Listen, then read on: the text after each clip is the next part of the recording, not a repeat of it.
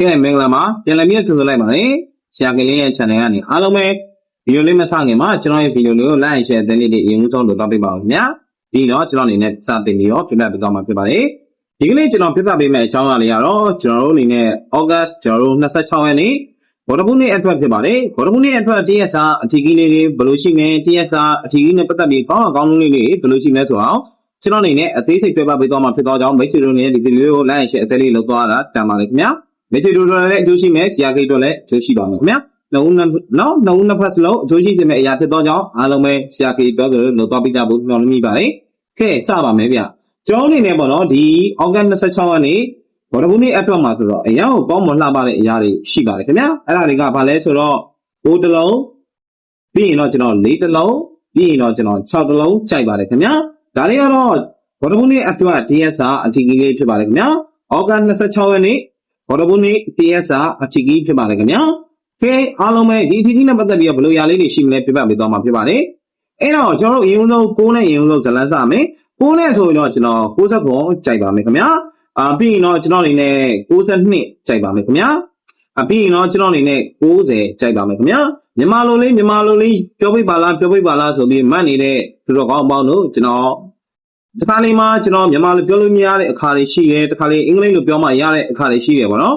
ချို့ policy စီးမြင်တွေကပြောချင်တိုင်းပြောလို့မရပါဘူးအဲ့တော့ပြောလို့ရတဲ့အခါပြောပြမယ်ပြောပြလို့မရတဲ့အခါကျရင်တော့နားလည်တဲ့လူကိုကြည့်ခိုင်းပါခင်ဗျာโอเค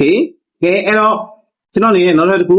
လေးတစ်လုံးနဲ့ပတ်သက်ရင်တော့ကျွန်တော်အနေနဲ့ပြောမယ်ဆိုရင်တော့52ဆိုတဲ့အရာကိုကျွန်တော်အနေနဲ့ချိန်နေတတ်ပါတယ်ပြီးတော့ကျွန်တော်အနေနဲ့52ကိုကြိုက်မယ်ပြီးရင်တော့ကျွန်တော်အနေနဲ့45ဆိုတဲ့အရာလေးကိုကြိုက်ပါမယ်ပြီးရင်တော့ကျွန်တော်အနေနဲ့40ဆိုတဲ့အရာလေးကိုကြိုက်ပါတယ်ခင်ဗျโอเคနောက်ဆုံးချက်ရှိတဲ့6လုံးနဲ့ပတ်သက်ပြီးပြောရမယ်ဆိုရင်တော့60ဆိုတဲ့အရာကိုကြိုက်နေတတ်မယ်ပြီးရင်တော့ကျွန်တော်အနေနဲ့65ဆိုတဲ့အရာကိုကြိုက်နေတတ်မယ်ပြီးရင်တော့ကျွန်တော်အနေနဲ့63ဆိုတဲ့အရာလေးကိုကြိုက်နေတတ်ပါတယ်ခင်ဗျဒါလေးကတော့ကျွန်တော် August 26ရက်နေ့ဘော်ဒဖူးနေ့တရက်စာအတွက်အထီးကြီးရဲ့ဒါကောင်းလေးတွေကိုပြပြပြီးတော့တာဖြစ်ပါတယ်အဲ့တော့ကျွန်တော်တခုပြောချင်တာကအခုလက်ရှိမှာကြံရှိတယ်ဘော်ဒဖူးကြံမယ်ကျွန်တော်တို့ဂျလာဘီကြံမယ်တောက်ကြကြံမယ်ကြံ3ရက်စာအပီးကြီးကိုအဖွဲ့ဝင်ချင်းတွေလူရှိတယ်ဆိုရင်ကျွန်တော်ခေါ်ပါတယ်3ရက်စာပါတရက်ထဲတော့လာမလို့မရပါဘူးဘော်ဒဖူးရှိမယ်ဂျလာဘီရှိမယ်တောက်ကြဘာတွေရမလဲဒီမနေ့ပြန်ဘော်ဒဖူးကစပြီးတော့အချီးရနိုင်ရရှိတဲ့ဇာတိုးထုတ်ပေးဖို့အစီအစဉ်ရှိတယ်လုံးဝမထွက်မရှိကင်းလင်းရဲ့ဒါအငဲနဲ့မထုတ်ဘူးတခါလေးစိတ်ကူးပေါက်မှအရန်ကောင်းမှအရန်ကိုလာနိုင်ပြီးအားများမှထုတ်ပေးတဲ့ဇာတိုး2ရက်အတွင်းလာမယ့်ဇာတိုးလုံးဝမွေးပိုင်နဲ့မွေးကွက်ရှိပါမယ်ဒါလေးတော့အဖွဲ့ဝင်ထားတဲ့လူတွေကိုပဲပေးသွားမှာဖြစ်သောကြောင့်ဒါမိတ်ဆွေတွေစိတ်ပိုင်လာလို့ရတယ်လို့ပြီးတော့တရက်စာ share ပိုင်းတရက်စာ share main ကွက်တွေ share ရန်ကွက်တွေနဲ့အောင်မြင်မှုတွေ